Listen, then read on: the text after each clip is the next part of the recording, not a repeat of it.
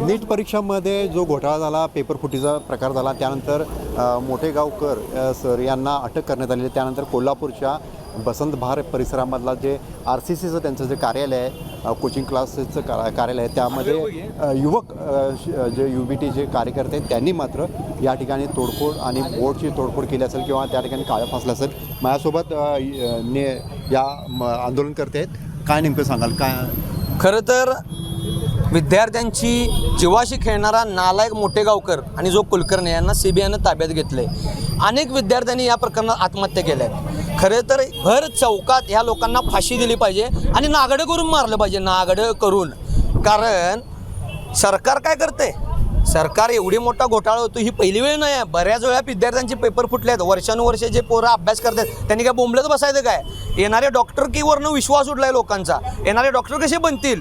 असेच होतील. म्हणजे ज्याला जनावराचा करायचा तो माणसाचा डॉक्टर होऊन बसेल, अशी परिस्थिती झाली आहे. म्हणून आज आम्ही युवा सेनेच्या वतीने इशारा दिला आहे या मोठेगावकरच्या बाहेर येऊन की आज या अकॅडमी आम्ही फोडण्याचं आणि काळं करण्याचं काम केले. कोल्हापुरात अशा बऱ्याच अकॅडमी आहेत, त्या लोकांना विद्यार्थ्यांना गंडवतात. कॉलेजच्या टायअपच्या नावाखाली लाखो रुपये घेतात आणि आमच्या कॉलेजला बसू नका, आमच्या अकॅडमी द्या, तुम्हाला पास करतो, असा खेळ ह्या कोल्हापुरात चालू आहे.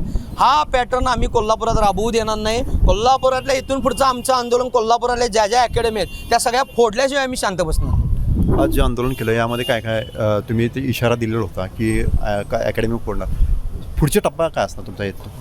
पुढचा टप्पा तेच सांगितलं ना तुम्हाला. कोल्हापुरात देखील अशा अकॅडमी आहेत, त्या विनाअनुदानित कॉलेजवर टाईप करतात आणि सांगतात की आमच्याकडे आम्ही पास करतो. हा असाच पॅटर्न असणार आहे. हे कुठले तर असे फोडलेले पेपर त्या विद्यार्थ्यांना देत असणार, 4-5 लाख रुपये काढत असणार आणि विद्यार्थ्यांच्या जीवाची वाट लावत असणार. यातनं विद्यार्थी बुद्धी शून्य होणार तिची, तो लोकांना शिकवणार काय? म्हणून येणाऱ्या काळात ह्या सगळ्या अकॅडमींच्यावर हल्लाबोल असणार. पाहिलं तर आज या ठिकाणी युवा सेनेचे UBTचे कार्यकर्ते त्यांनी मात्र अकॅडमीच्यावरती हल्लाबोल करून या ठिकाणी जे पोस्टर असेल किंवा या ठिकाणचे अकॅडमीचे बोर्ड असेल त्यावर काळंपासून तोडफोड करण्याचं आपल्याला पाहायला मिळतं आहे. यानंतर मात्र आता नीट परीक्षामध्ये नेमका मोठेगावकरांच्या सरांचं अनेक जण अटक CBIच्या रडारवर आहेत. यामध्ये काय नेमकं पुढं तपासात पुढे येतं हे देखील पाहणं उचित ठरणार आहे. दीपक सूर्यवंशी, कोल्हापूर, मुंबई.